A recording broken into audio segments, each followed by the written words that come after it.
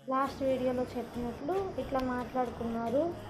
అది నాకు తెలుసు. అండ్ అది కాకుండా చాలామంది క్లోజ్‌గా ఉంటారు కదా! వాళ్ళందరూ కూడా మాట్లాడడం మానేస్తారు. మానేశారు కూడా.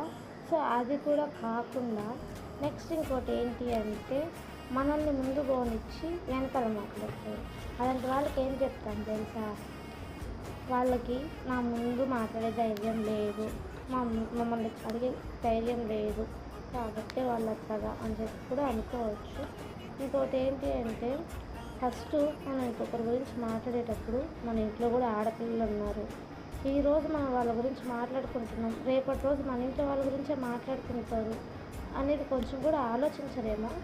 ఎవరిదైనా ఒక చిన్న తప్పు జరిగితే ఫస్ట్ వాళ్ళ గురించి మాట్లాడుకోవడం అదంతా ఎందుకు? మీరు ఏదన్నా అడగాలనుకుంటారా? నేరుగా వాళ్ళనే అడిగేయండి అయిపోతుంది కదా! వెనకాల మాట్లాడుకొని